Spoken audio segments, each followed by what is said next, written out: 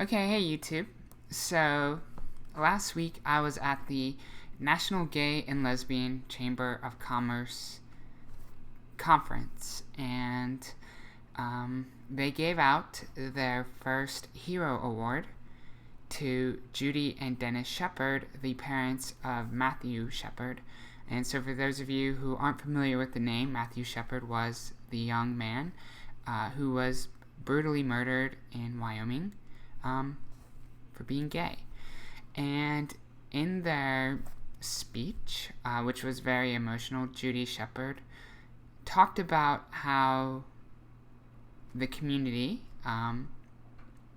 needs to be patient and willing to sort of educate allies, because she talked about how they want to help, they want to use their voice, their resources, their foundation to address LGBT issues, but as a straight, cis-normative couple, they're not always sure how to do that. And she said that at some points they're actually intimidated to admit as much or to ask because they don't want to be talked down to by the community. And I think this is something that we see taking place quite a bit now in the age of the internet, where people say, oh, you should educate yourself. It's not the responsibility of the minority to educate you on their issues. Your job as an ally is to do that yourself, things like that. And I think we get into this space where, how productive is that really?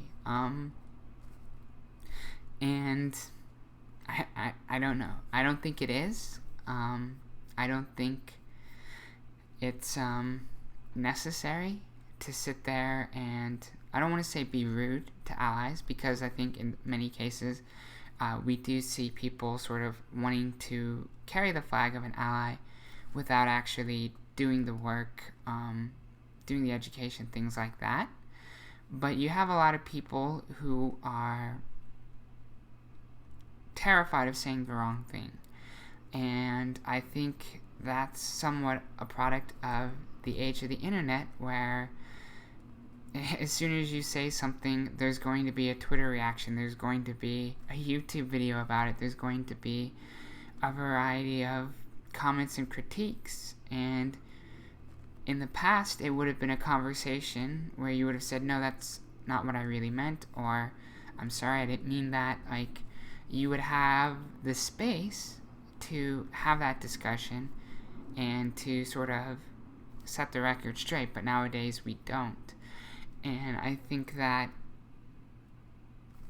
it's not the best thing for progress, which isn't to say that everybody who wants to say that they're an ally gets off scot-free without doing any work. They certainly need to do it.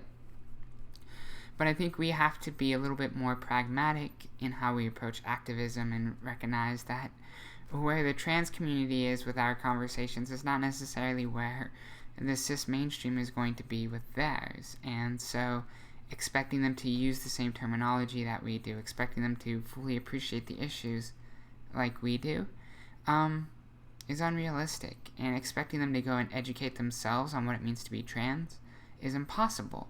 So we need to meet in the middle somewhere. I'm not sure where exactly that is, but it is definitely somewhere a little bit beyond where I feel a lot of the trans community is with these issues sometimes.